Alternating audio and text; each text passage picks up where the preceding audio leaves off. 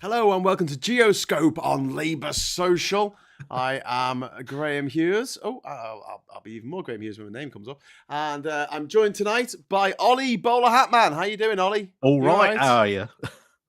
I'm okay. I'm okay. There's a lot going on. There's a lot to get through. And sorry that you weren't given the normal preamble when the show begins. Normally people are given a little bit of warning, maybe a few minutes, maybe a few hours. But this just literally, boom, it just started. But Dave's in the chat, so that's good. Dave is with us. Anyway, so should we kick off with the interview that was done by ex-Fox News host Tucker Carlson? The interview of Vladimir Putin. Now, have you watched all this?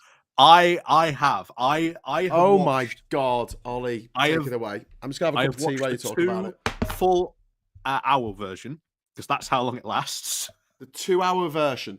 Yeah, there is the full interview. If you want to watch it, just by itself is 2 hours. Jesus. So, I did say to you on the weekend when it aired, we should block out an evening and just watch it. I don't want to subject the lovely people who watch Labour Social to the torture of having to watch, I don't know, Tucker Carlson chortle the balls of Vladimir Putin. I could say President Putin, but he's not really president. He's a dictator. Yeah. Vendetta is saying 2 hours of felching. I don't know if you know what felching is, but if you do, I was about to drink my tea, mate. I heartily recommend that nobody look that up on Google, okay? Just don't look up that word on Google unless you go into Google Incognito and put a VPN on first. Anyway, Dave says, let's have a bit of sanity. And the first thing I say is, let's talk about Tucker Carlson interviewing Vladimir Putin. Yeah. So what happened? Yeah, it wasn't the most sanest one. How did this all come about? So the whole thing, according to the Kremlin. So bear in mind, this is all according to Kremlin. So we've got to take this with a massive piece of salt over what they say about this.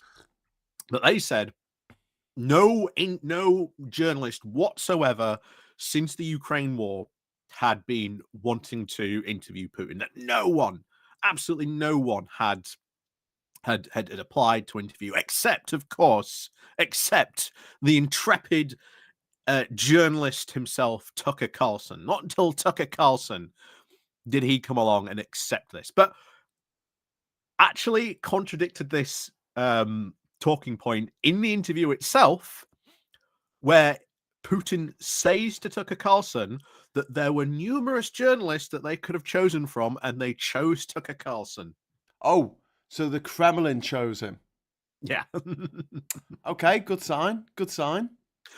And the reason why they chose Tucker Carlson is that since, the beginning of the Ukraine war, Carlson has been pretty much parroting Kremlin talking points, saying how much he's like pro-Putin, how much he loves the guy, all this type of stuff. And then he got booted off Fox News. He started his own thing, and he's gone massively into pro-Putin love sessions on his own thing that he now has on X.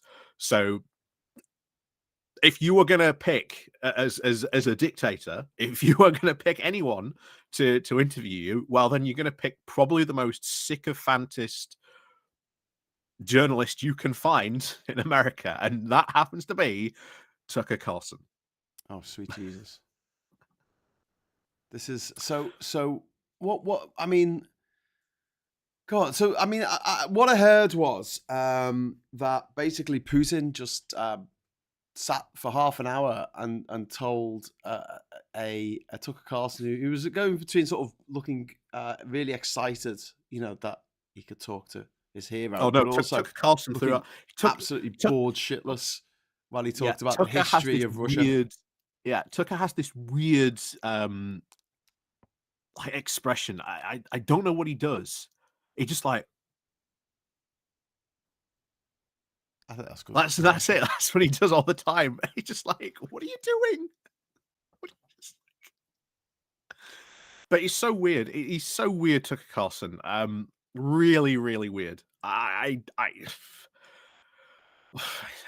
the interview's so weird itself. The first 30 minutes, the first like 30 minutes of this interview is Putin going on this massive monologue about Russian history. Right. And he is like a LARPer, like an absolute LARPer to the extreme. He even brings out, he says, Tucker, I don't know why Putin is suddenly French, but okay. I tried to do a Russian accent. Clearly, I can't. Yeah, I don't. Whenever I try and do a Russian accent, I always end up sounding like a vampire. Oh, but He he goes, oh, here's these documents. If you don't believe me, it's in these documents. Everything you can prove. Yeah. So he's got given Tucker homework. Oh, right. Okay. What? Did Tucker like clap back at him at any point, asking why he'd invaded a sovereign nation like Ukraine, or? No. Well, actually, no. There were two questions I felt Tucker actually probably did somewhat responsible as a journalist. There was a point where he did go, so why did you choose to invade Ukraine now? And Putin didn't answer the question the first time. So he asked him that question again. And, well, Putin didn't really answer the question either. But he dropped it. And then the other question that I felt, Tucker Carlson might be like the worst journalist in the world, but I'll tell you what, asking why Putin imprisoned, I think, another American journalist who works for, I think it was the Times. Yeah. He brought that up. That sort of actually felt like, okay, if you are going to sort of, push back against Putin and say if Russia is meant to be the greatest place in the world, as Putin was trying to sort of say, then why did you arrest this American journalist? Yeah. So there were only those two times, but the rest was just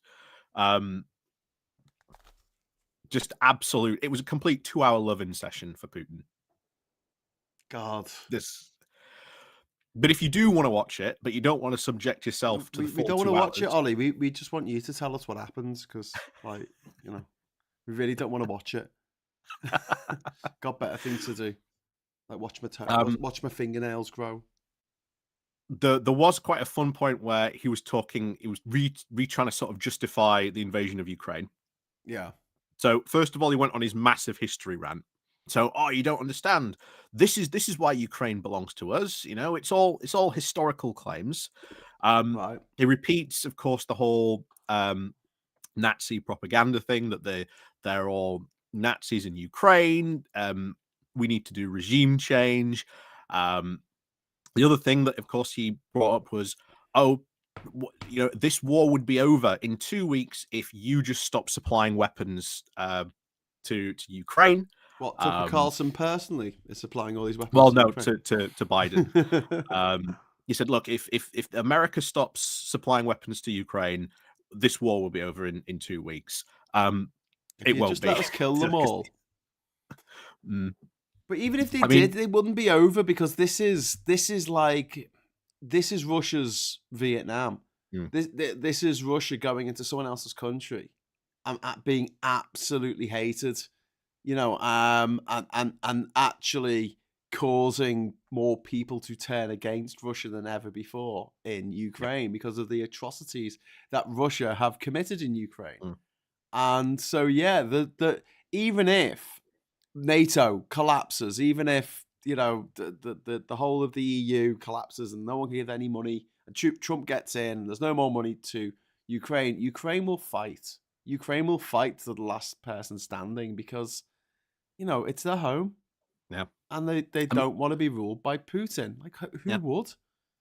I mean, we know right now there is insurgent activity going on in the occupied areas. Like, we know that's happening. Yeah. So if they do, quote, win and take that, then there is going to be a very brutal occupation. There is going to be a very brutal occupation. I always bring this up whenever you talk about anyone saying, oh, we need to have like a ceasefire or anything like that, if you let Russia have any of this land that they have taken, you are condemning a lot of Ukrainians to live under a very brutal occupation. Yeah. A very brutal one. Yeah. So,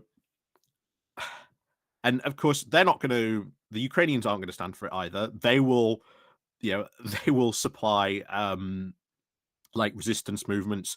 We know that before this war started, the CIA was in there because if you remember when this war started, well, when this was just starting to kick off, the CIA was training Ukrainians in insurgency tactics.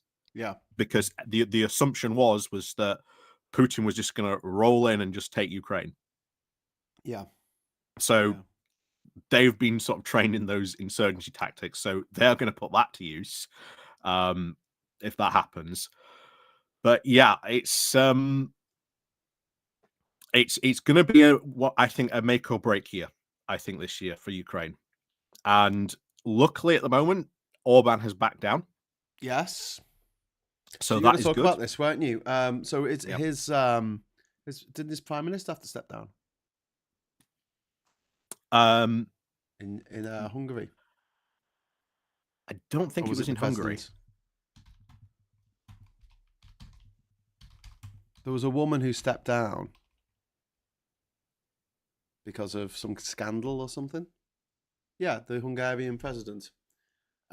She resigned in an unusual setback for the ruling party. She pardoned a man convicted of helping cover up sex abuse. Oh. So there you go. So this was the Hungarian prime minister, Katalin Novak. I made a mistake, Novak said in a televised address aired on Saturday, in which she announced her resignation and issued an apology to any victims who felt that she had not stood with them by pardoning one of the people who literally helped cover up the abuse. It was a sex abuse case at a children's home as well. So it's not just any old sex abuse. It's the abuse of children that she covered up. Now, she's part of the Orban government, although the president's responsibilities are, it's not like the US presidency. Yeah, people are hopefully this will tar Orban as well and turn people against him. But he's sitting pretty because he got re-elected last year, didn't he? So he's got a few more years in office. Well, I think they've got I think it's parliamentary elections now for their system. So a lot of people are saying that could hurt Orban's party this year. So that would be quite good if that was going to affect his party, because there is a lot of corruption going on in Hungary. Partly why the EU stopped the funds, and I didn't know this.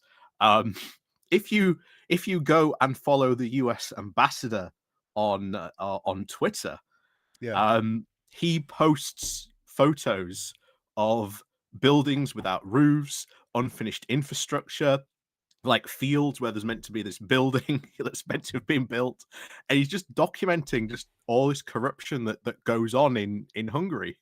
Go follow the US Hungarian ambassador if you want an up-to-date trip with the sites of I don't know, the sites of what corruption in Hungary. Yeah. We've got some stuff coming up in the chat. There was obviously the discussion of felching that some poor buggers actually bothered to look up. Please don't. Perry said, I noticed Tucker wasn't thirsty during the interview, didn't touch his glass of water, which is amusing. A lot of people said that. Why, in a 2-hour conversation, strange how Tucker didn't drink anything. That was the other thing that was that we should bring up. Putin brings up the fact that Tucker Carlson, out of nowhere, wanted to join the CIA. What? Just this is it. He's talking with him, and he just goes, they were talking about, Ukraine got couped. That was it. So Ukraine got couped, and Tucker goes, oh, by who? Who backed this coup? And he goes, oh, it's the CIA. It's the organization that you yourself wanted to join, Tucker. And I'm not gonna lie, if I was Tucker Carlson and you have a guy who, shall we say, has had many enemies, Yes. shall we say, just accidentally fall out of windows. Yeah, I'd be a bit concerned the fact that how much background research have they done on me? I'd be a bit Yeah. worried about that. Well, probably a lot. Yeah. They know he's an idiot. Jez Hunt made a very good point here. You guys are mean. Poor old Tucker Carlson. Nobody likes to have to go and have a meeting with their boss.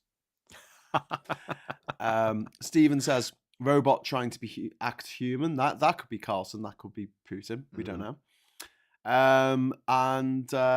XH Mill says the reason why he invaded Ukraine because of a peace treaty they were meant to have, but then Ukraine didn't do it. No, there was a treaty that was signed between the leaders of Russia and the leaders of Ukraine in the 90s, and it was also signed by the forces of NATO, and they said, if you give up your nuclear weapons, we promise not to invade you. And this was signed by the leaders of NATO and Russia, the US, Russia. They signed it, and then Russia invaded Ukraine after signing this actual thing that actually exists in real life, not just a treaty that was made up by somebody years ago. So, they said that NATO wouldn't expand. Did they? Was it ever written on paper? No, was it? Oval contract? These things get negotiated. It's not something that you just mention at a cocktail party at the ambassador's reception. Do you know what I mean? This is proper stuff. This is the legal framework of the world. And just to go, they had some kind of treaty, I think, and Ukraine welched on it.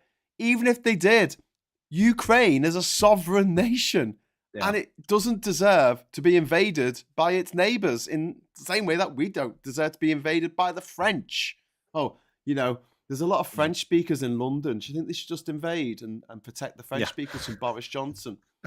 Because he was put in there by the Russians. He brings up again. Putin brought up the fact that the peace agreement, that Ukraine was literally about to sign this peace agreement. We don't know what exactly this peace agreement is because the Russians haven't shown it. Right. But of course, Boris Johnson came in, probably leading that infamous commando raid, and scuppered the whole thing. I just love the fact that in Russian propaganda, Boris Johnson is some sort of like SAS hero.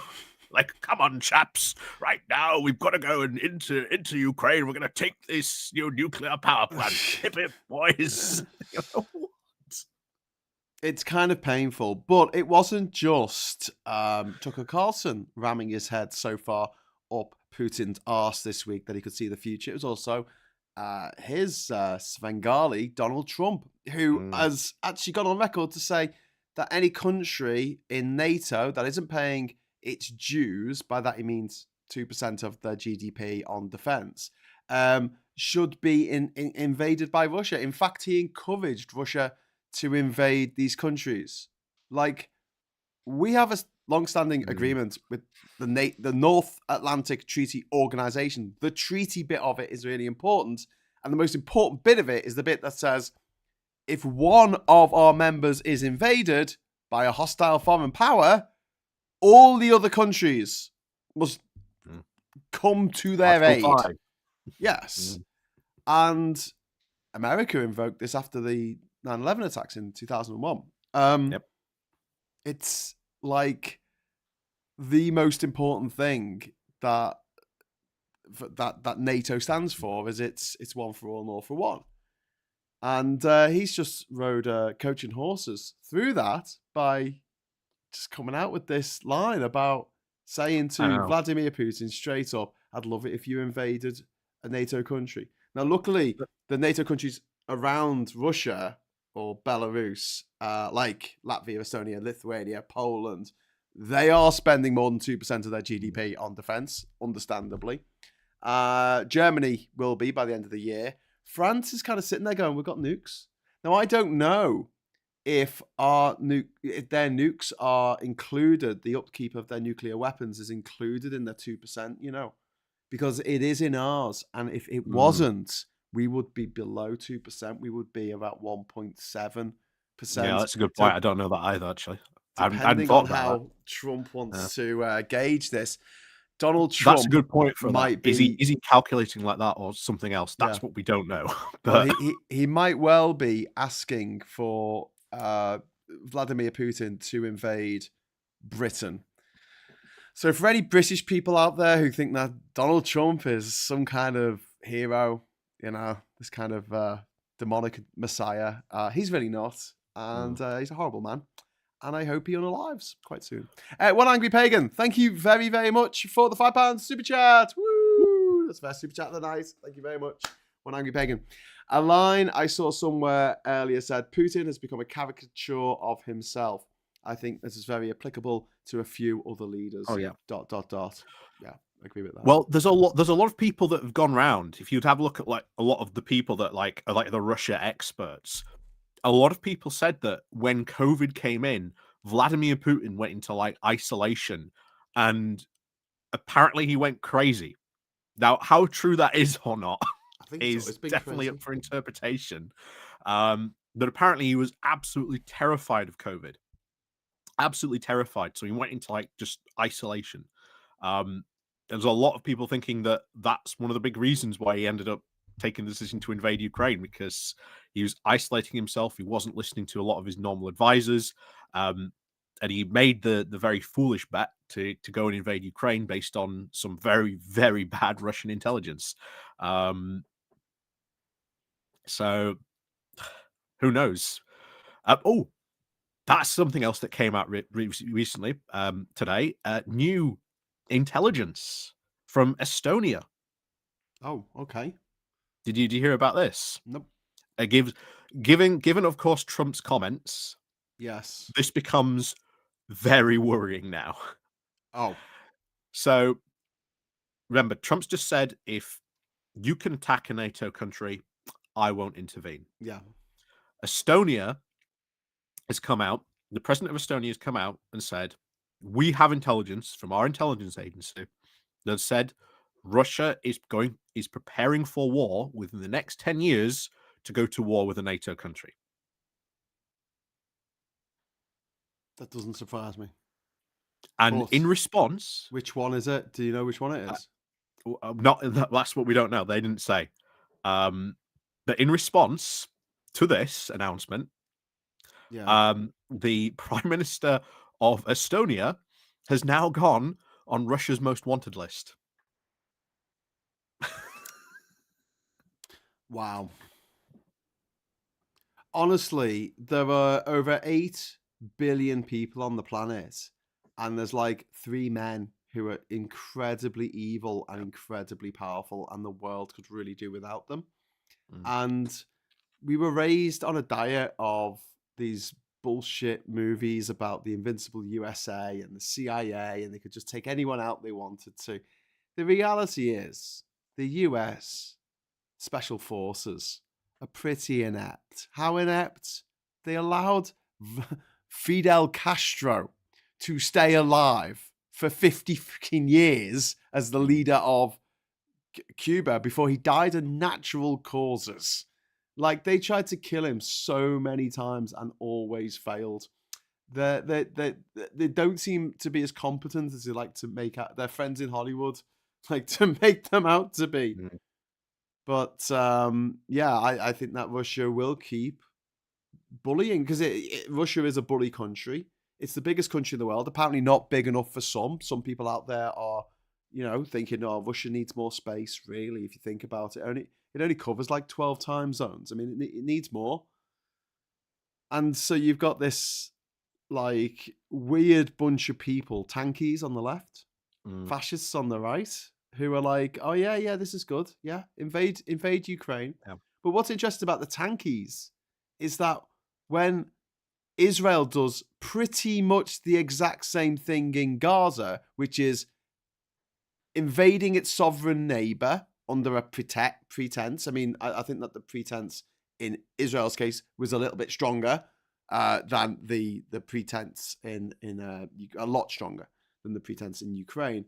Yeah, like both of them went into a neighbor who couldn't really fight back on the same level, and just tried to destroy the whole place, which is what Russia's done. Look at Mariupol. It's been razed to the ground, the entire city. Yeah. And people talk about Gaza and what's happening there. I mean, if Israel go into Rafah, which it looks like they're going to do, they've already started bombing it. That's it. It's game over. Like, the Americans are just going to be like, "Oh, screw this." Yeah, this is going to be an absolute. I dread to think of what's going to unfold if they go into Rafah. Like, I really do dread to think what's going to unfold. But it's even worse. Did you see recently that you have people from Israel, like at the US border at the moment? You've got people going down to the US border to try and, quote, help out at the US border.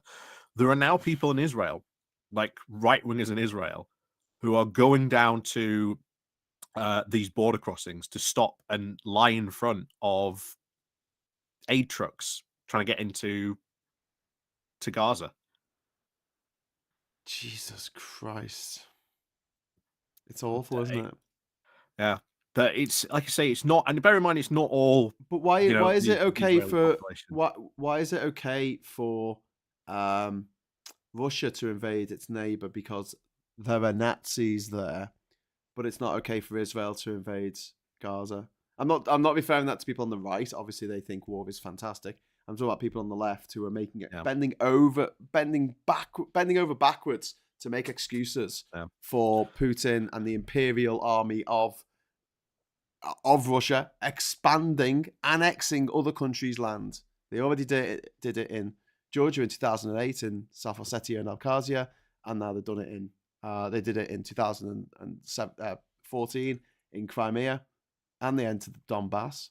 Don't forget, they blew up a plane with British civilians on the plane, the MH17 plane that they. And of course, the poisoning of the Skripals as well. Yeah, on British land, British territory, on British sovereign soil. We had a British citizen murdered by Russian agents, and they've got away with it. Now, when I say he's a bully, bullies don't respond to appeasement. They just go, "Oh wow, I've got all this stuff by bullying. That's not going to make me less of a bully." Yeah.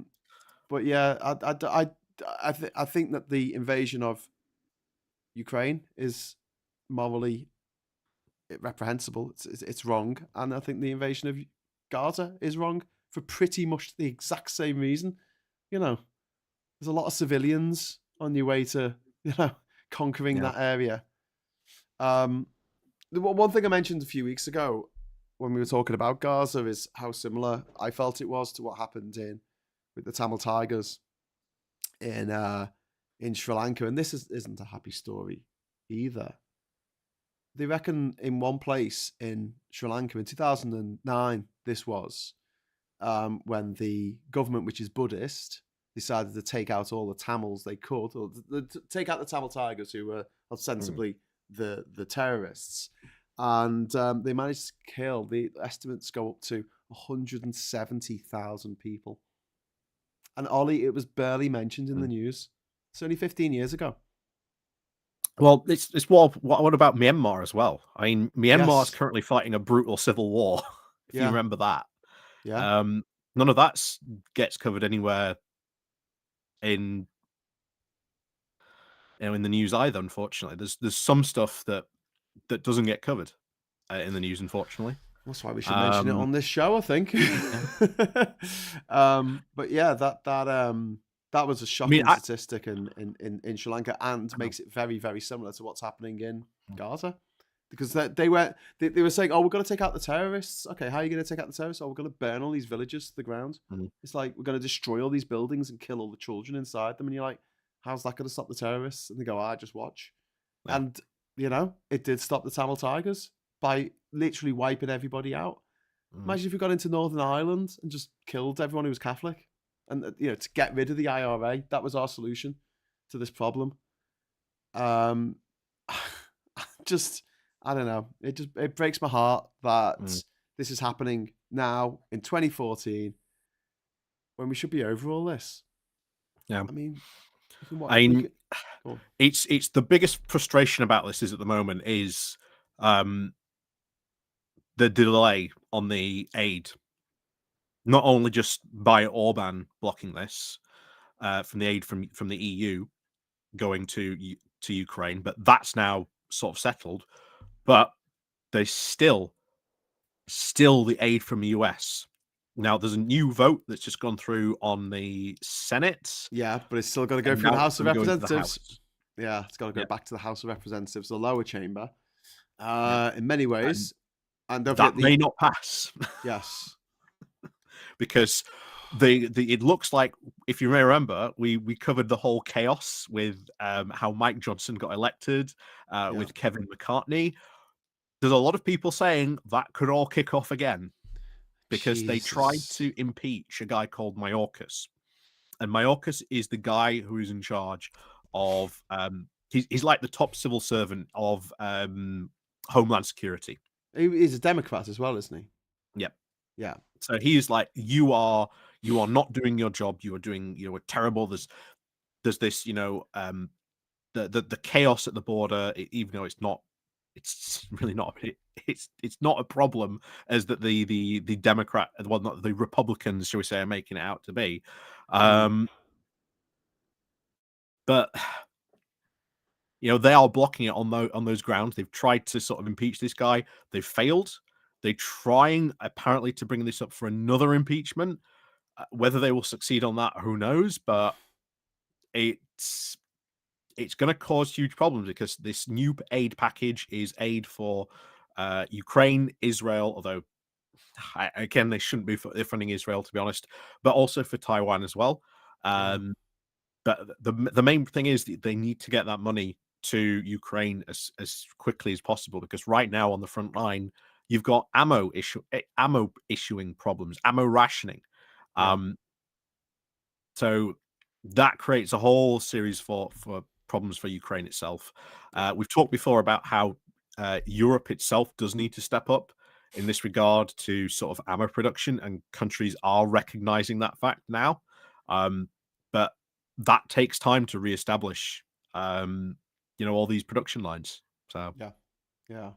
And of course, Trump said that he's going to stop any aid going to Ukraine if he gets elected. And yeah, like I say, if that happens, it's going to further empower Putin. And again, it's just, I can't believe that this is happening now. And also, I really hate the fact that we've had 8 years of Trump being a dickhead. More than 8 years. When did he burst on the scene? Was it 2014? I barely knew who he was. And then suddenly he was running for president and everyone was laughing because like, oh, he's a dickhead. And I've had to see his ugly, goddamn, awful hole of a face pretty much every day. Every day you go on the internet, Trump has done something or said something horrible. Absolutely horrible, absolutely vile. And the fact that the US are playing... silly buggers with this aid, that money that's supposed to be going, military money, actually. Say aid, it's not like it's all bloody baby nappies, it's bullets, it's guns, it's stuff to help Ukraine.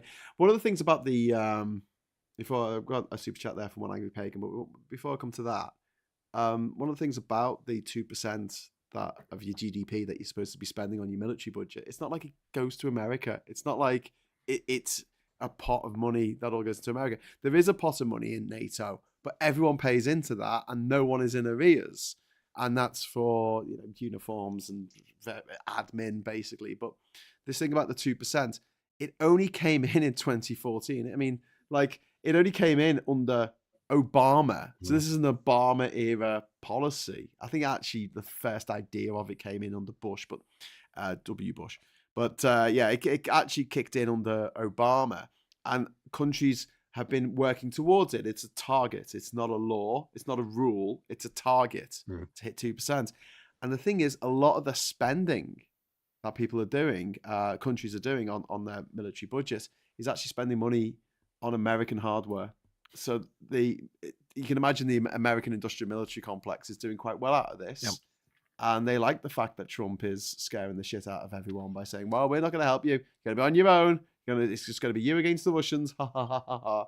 Yep. Like it was. Just us This against the is Germans in World War One, and just us against the Germans in World War Two. this fulfills now all the arguments of, well, maybe we should have, you know, a European army, and maybe we should once again look at refunding and restarting like European like defense companies. Because there are a few knocking around, but they're nowhere near on like the scale and size as like the American ones are. But they could be if like all their, you know, production was going to be geared towards like, you know, EU countries and sort of European partners, as like European countries and partners as well.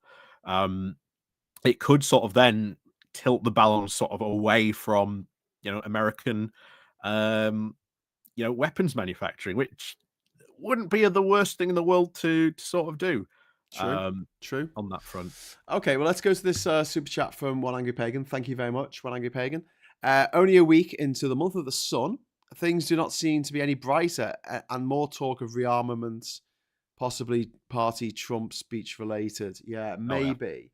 Look, there's a few things here as well. What Ollie was saying there about having an EU army or having a European army, which is basically what NATO is. I mean, NATO's got 32 members, and 22 of them, I think, are in the EU.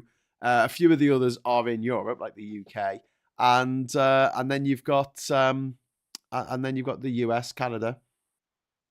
That's it. Like, there is basically a European agreement, and the European countries spend around 240 billion euros on defense.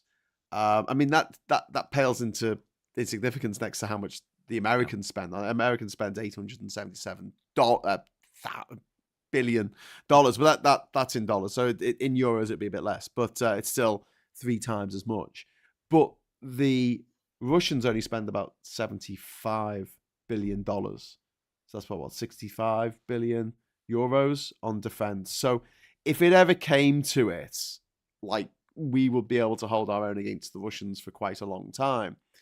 The wild card in all that is the nuclear capability of Russia, which some commentators have said, looking at the state of their trucks and the state of their tanks and the state of, you know, pretty much everything, they probably haven't been maintaining their nuclear weapons too well, and if they haven't, they might not even work. And I think that might be the case. I really do think that might be the case, because nuclear weapons of like the big, obviously the ICBMs, the big boys take a lot of maintenance to maintain. If you are not constantly updating these, if you are not constantly maintaining these, when it comes time to push the button, they ain't going to go off.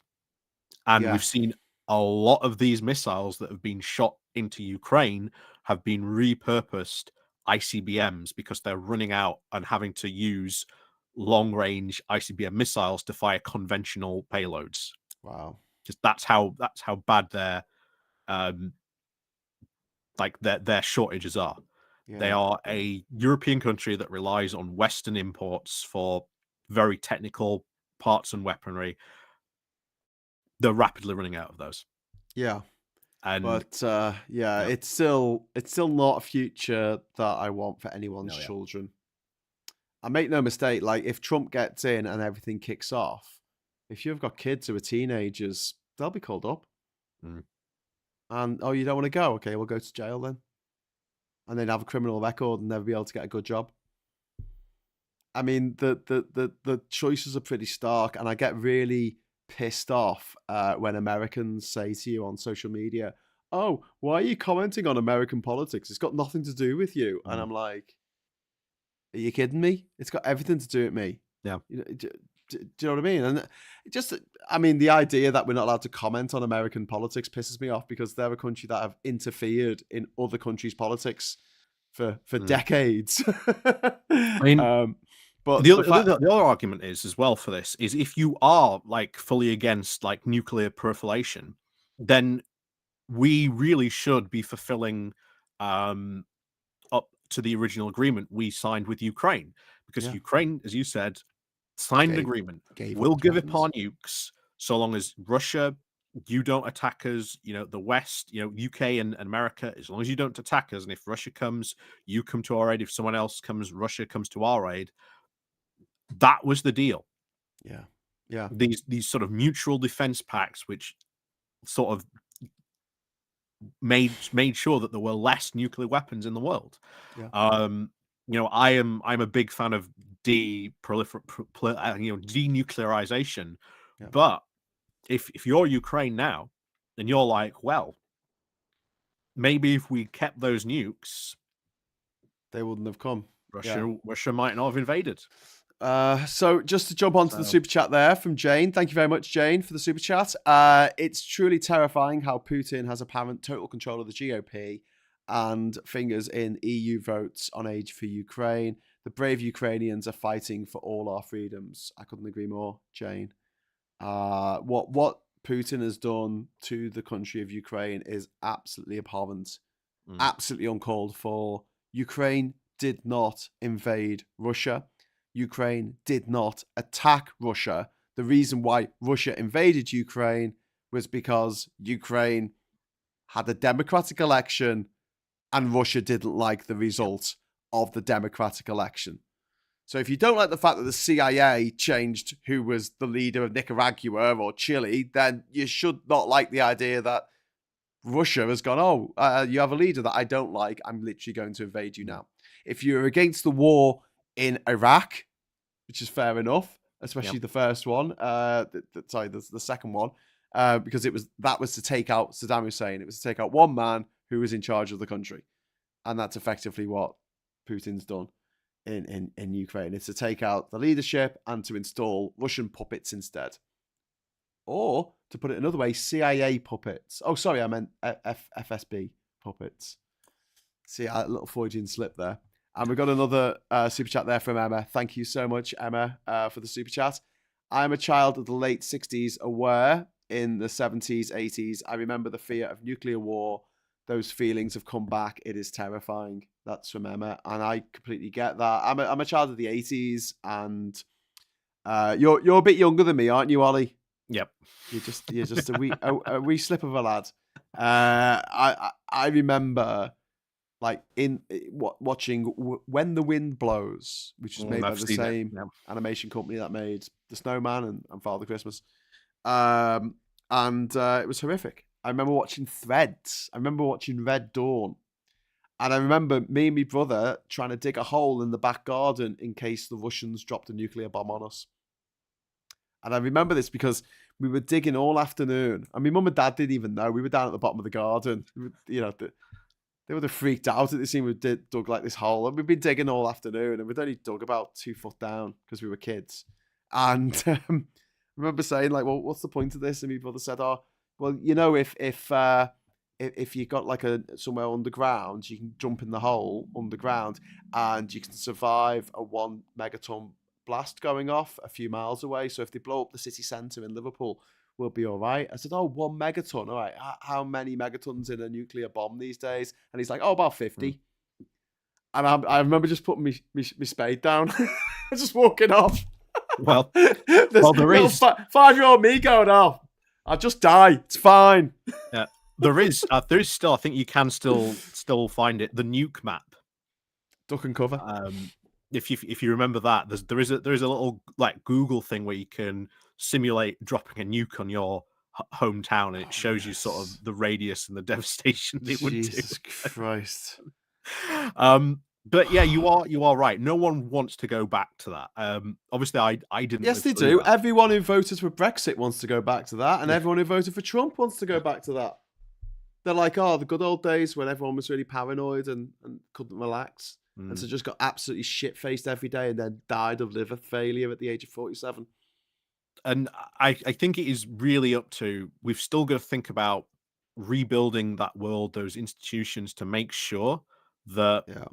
These don't happen. The stuff like this doesn't happen. So countries don't need nukes because there are organizations. If someone is invaded or something like that, they know they're just going to get absolutely sanctioned into the ground, and their economy is going to become absolutely worthless. And any invasion or gain they would have gotten from invading a country will be rendered completely pointless.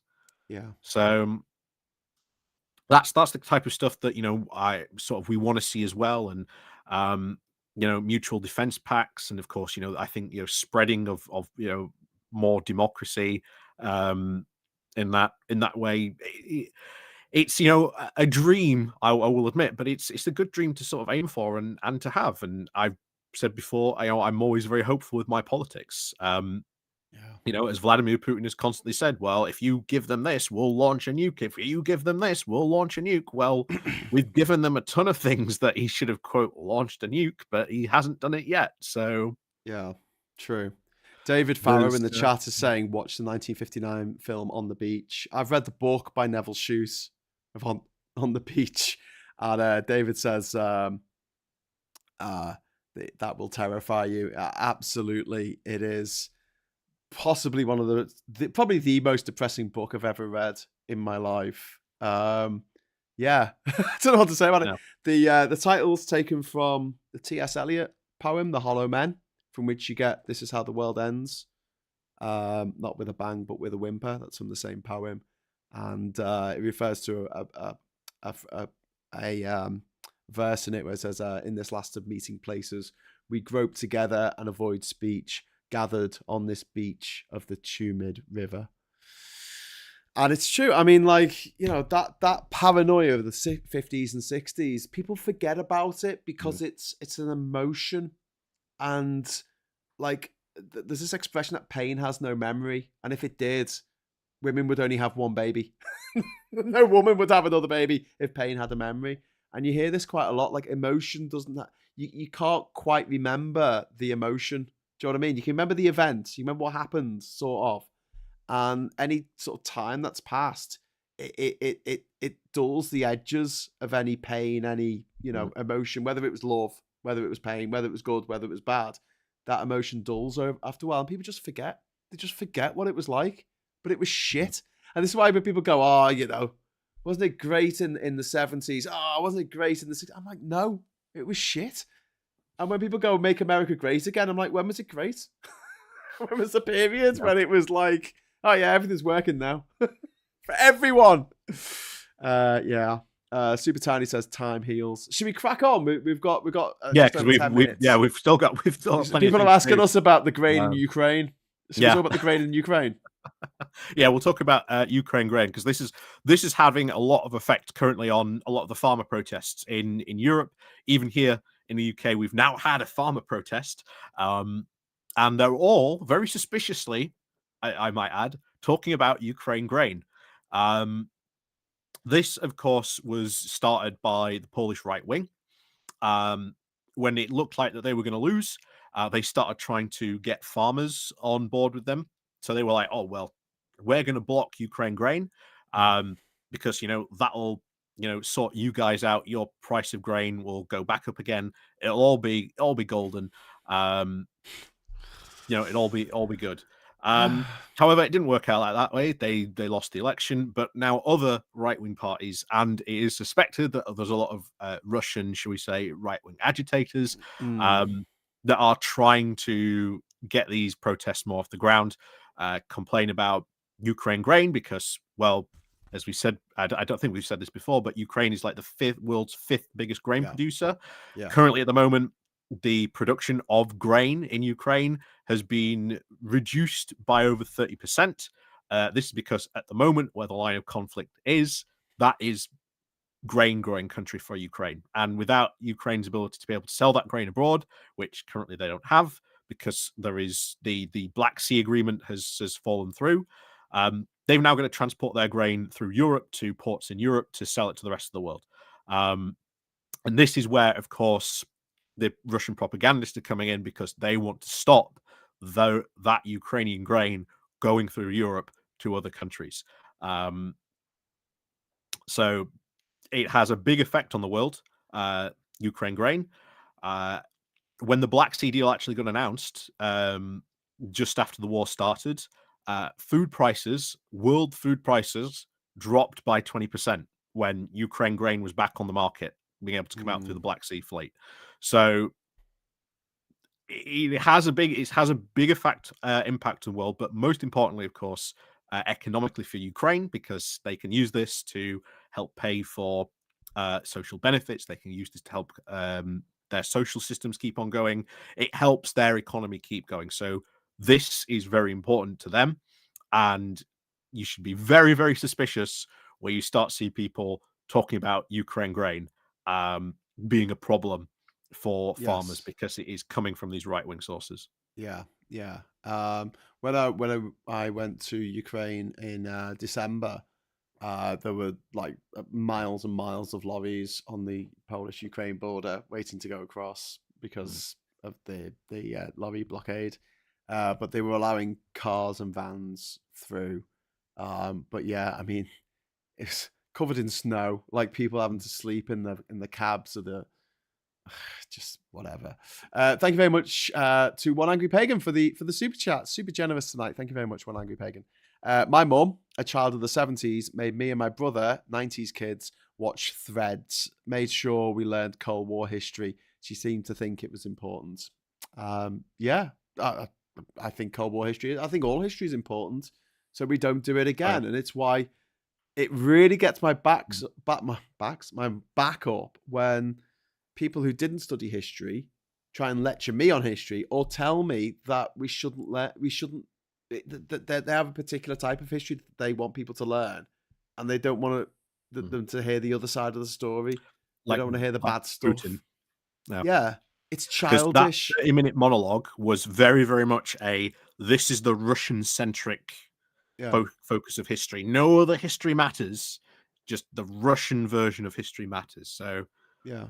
mm, But it's like this airheaded kind of like jock cheerleader mentality. If you go on a date with someone who's like a proper airhead, and they're like, "I don't want to hear bad things. Tell me nice things. I just want mm, to hear nice things all the time."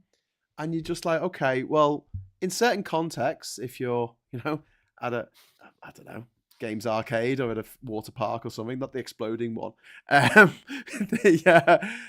then fair enough, have a great time if you're at a party. But if you're going to talk about history, you can't just go, oh well, I want my people to always be the good guys in every story that's ever told.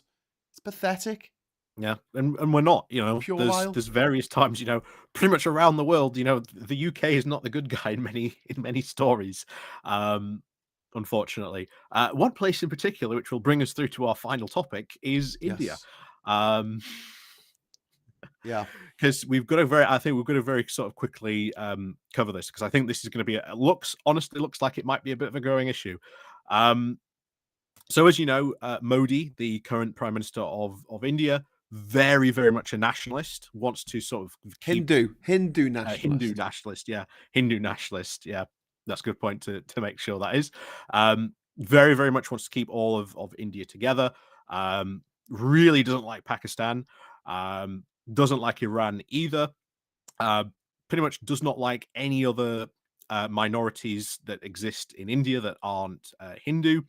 And unfortunately for him, since the UK left, has been a very, very significant Sikh independence movement in the Punjab, which is the majority sort of Sikh area This is for Sikhs this is themselves, the to break Khalistan away and have their own movement, isn't it? country. Yeah, this is Yeah, the and this is what we Khalistan call the movement. Khorasan movement. And so up in Punjab, that's where Amritsar is, which is the Sikh capital. It's where the Golden Temple is. Yep. There's another temple which is very, very important to the Sikh religion, which is actually over the border in Pakistan. And the border between India and Pakistan is very difficult to get across. There's only one, and it's only open Mm. a few hours each day. And most of that time is spent with elaborate ceremonies where they march up and down and blow tongues at each other. Yes. Mm. um, That is fascinating to watch that. I've seen the videos of it, but I think seeing it in real life would be something spectacular, because it's it is very elaborate, the ceremony that they do, and it's yeah, done because I think it was India started doing this um, elaborate walk and wearing like elaborate helmets, so they started doing it back, and then this ceremony has just become more and more elaborate over time yeah. in an effort to outdo each other. Well, this is this movement for a Sikh homeland has spread over into violence Yep. quite a few times over the decades. Probably the most famous thing was the president of Russia, Indira Gandhi, was assassinated by her own Sikh bodyguards in response for a government operation which killed Sikhs. And this is something that won't go away because No. you can either have a country that is secular and it gives everyone a go, whether you're Sikh, Muslim, Buddhist, Hindu, Christian, Jain, Zoroastrian, shouldn't matter, right? Or you have a Hindu country in which you treat Sikhs and Muslims and Christians like second-class citizens, and that's the country that Modi's trying to create, and Yeah. it's not going to end well. It's not going to end well. It's just too many people. It's about Yeah. millions But of people here feeling one of the big disenfranchised. problems is he is, or at least he seems to be now trying to target Sikh activists outside of India, Yeah. especially in Canada. All right. Because there was a big diaspora of Sikhs. Some came to the UK, but they majority went to the US and to Canada. Mm. And recently there was a Sikh. I blanked out of my mind now. Can't even say the word. Like he was A sort of leader. very much for this. Oh, A Sikh I've just said it as well. a Okay. religious leader or Yeah, no, he was like a campaigner. That's it. Sort of, yeah, campaign. He was very much a right. campaigner. That was a weird brain fart. Activist. Activist. Can we say activist? Yeah, Does that activist. work? That's it. Activist. So that's the word I'm looking for. So yeah, he's very very much an activist, and he was killed. And the Canadian intelligence authorities have basically said this was done by the Indian intelligence service. It's got their fingerprints all over it. And just recently, another Sikh activist heard bangs in the night, and in the morning, when he woke up, found that there were bullet holes in his house. So there is now a clear pattern emerging of these activists being targeted abroad, because they are seen as troublemakers. But a lot of them and these people abroad are trying to sort of raise money for the Khalistan movement to sort of try and affect this happening. So it does seem that Modi is trying to sort of reach out and sort of silence these people in other countries. And remember, in places like Leicester, where there are sort of big Sikh communities, I went to DMU in Leicester, so I I know the area sort of quite well ish. Um, Something like that could very well happen in Leicester, Yeah. and then what would be the UK response then to India on that? Um, it's quite worrying, but we'll see if this is a spread. Maybe this was just a one off. Maybe this was, as some people are hoping, just a random accident. Um, but it's worrying that these people are being targeted abroad. So Yeah. we'll see what happens there. But it's something again we're going to keep an eye on. Yeah.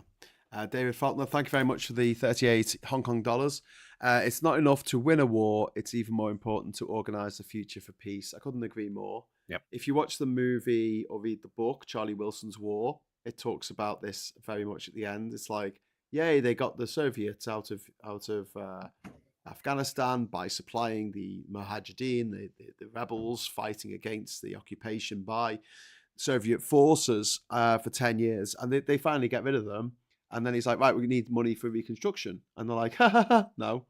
Like, so they were happy to spend tens of billions of dollars to fight Russians, but then they weren't happy to spend money on the reconstruction of Afghanistan. What the hell do you think happened? The place fell to the Taliban within the next decade. And yeah, when the Taliban came into Kabul, they were greeted. They were greeted, by the people, because they were like, "Oh my God, it's the end of this horrific cycle of war that has gone on since the late 70s." because you had no infrastructure, no schools, no civil service, no government that was functioning properly across the country. You had a lot of angry young men and a lot of weapons left behind by the departing Soviet troops. Mhm. And we see this time and time again. When we talk about foreign aid, it's not aid, it's investment. And do you know what? It helped us. Because if any of these countries fall to rack and ruin or, get to overtaken by pirates, mercenaries, the Taliban, it affects everyone. Yep. No man is an island. Yep. John And Donne had it I think right. I've said this before. There should be a UN international like aid development agency. I generally think that would be like the best idea. I thought there was. But Wasn't the there is, but it doesn't. It doesn't unfortunately provide the money it does. It's very powerful. It's not very powerful. It's very toothless. okay? Um, it doesn't really provide the money that it should do. Um, Instead of sort of where countries what sort of will give X amount to an international aid budget, it should Yeah, go to the UN and it should go to this organization, and then they can give out this money, and then it can be done in a way that is given out fair and without bias. Because obviously, countries are going to aid countries that they might be biased against, or they might not want to give money to a particular country. So once again, it's why a international organization should exist around sort of that type of thing, and yeah, it would help a lot of ways, because it would be a very very powerful um, source for good yeah. if sort of countries went, our international aid budget is going to go to them. So Puninator says it's nuts. We fight as countries, but forget we share a world.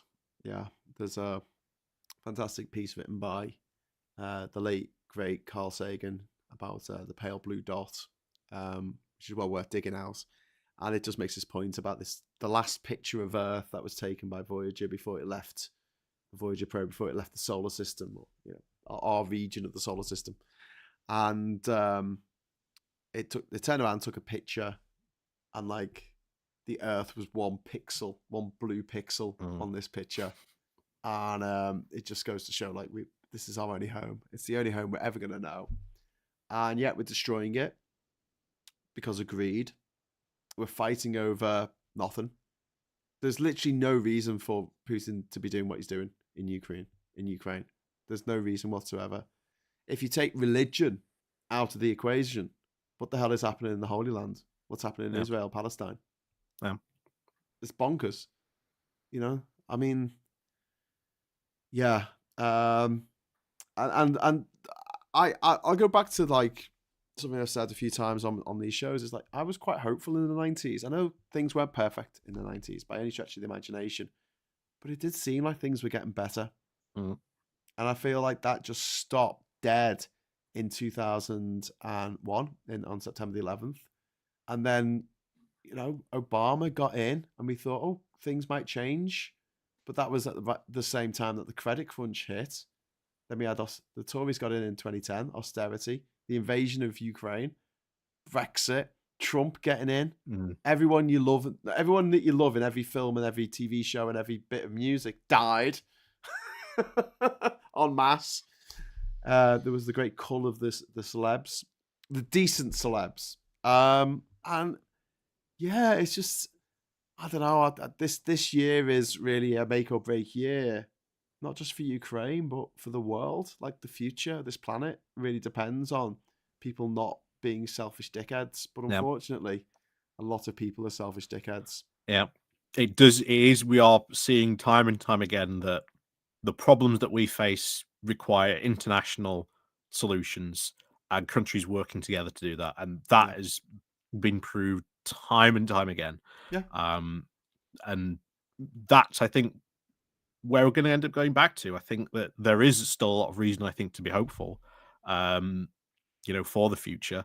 It's just at the moment, there's unfortunately just a lot of bad stuff happening at the moment. And, I think this goes to, what is it, Samwise's speech at the end of The Two Towers. The night is darkest just before the dawn. So, I am very hopeful that at the moment we are living through through what seem to be sort of somewhat dark times, but that will end, and that will be in the past. I think we should look forward to a bright future and a world in which there are countries do not see reason to have nuclear weapons because they know that they are going to be aided, that countries that do attack them are going to be sanctioned into oblivion, that there isn't a need to have nuclear weapons anymore, that these countries do have and then do get international aid and they are sort of developed. There's less reason to do all this. So much stuff I am really hopeful about the future for. So I know today's been a very, very downer episode. Yeah.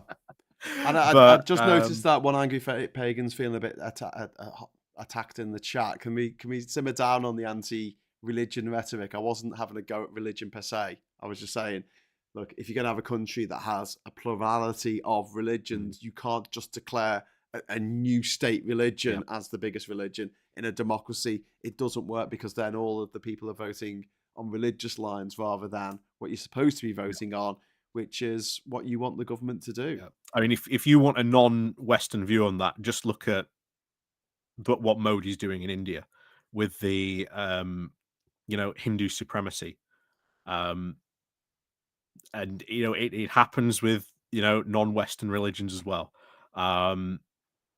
So it is a problem, and it's just we've all got to just get along and learn and love each other. That's what we really need to do.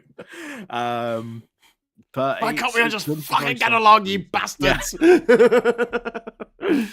But there's a quote by Churchill, which is it's better to have Georgia rather than war, which is about it's better to talk rather than start shooting each other, because at the end of the day, I feel a bit better quoting Doctor Who rather than Churchill, to be honest with you. You end up in the situation where you have to talk anyway. It always comes down to that. You're going to have to sit down and have a conversation about this, because it's never going to end. And all Israel is doing in Gaza right now is making an entire new generation of Hamas fighters. And again, with Ukraine, this has been been seen as, especially in Ukraine, as like a massive independence struggle. This has, if anything, more cemented the Ukrainian identity among like Ukrainians more than anything else that's happened before. Yeah. They feel more solidarity with each other. You've got people who grew up, speaking Russian now wanting to learn how to speak Ukrainian because they feel that, that is now the language that they want to sort of learn and be a part of, rather than, speaking Russian, which, and that's been caused by, Putin and his invasion. So imperialist aggression. Yeah. Call it for what it is. I mean, if it's wrong in one part of the world, it's wrong in another part of the world. If you're against bigger countries going into little countries and interfering for no reason whatsoever, then, you've got to be against this kind of thing. And it's sad because it did look up until probably about, 2008, when Putin invaded Georgia. Well, it was Mendeleev, wasn't it, who was the president then, but Putin was the prime minister pulling the strings. But that invasion, it was like, oh, for God's sake, are we don't do this again? We're going to be stealing other people's lands. Can't we just say, look, the borders that we've got, we know they're not perfect, especially if they're a straight line, but they're what we've got. Let's just leave it at that and deal with what we can deal with, Anyway, so have we got any good news before we go? Quickly wrap up because we're a bit over time. Graham Jones has been deselected as the Labour candidate for anti-Semitism. Another disappointing bit of news. And Steve Rice has died, the Radio 2 DJ, which is a bit shit. But Harry and Meghan's website has had a revamp. Hooray! Hooray! Hooray! Let joy be unconstrained. Anyway, thank you so much for joining us. Thank you very much, Ollie. You are, as always, a legend. And we'll be back next week, I think. Maybe. Back next week? Yep. Yeah? Yep. Good stuff. And until then, I'll say thank you very, very much for watching. Thanks for everyone who joined in the chat. and was respectful. And thanks for the super chats. And until next time, I'll say hello, good evening, welcome, and goodbye.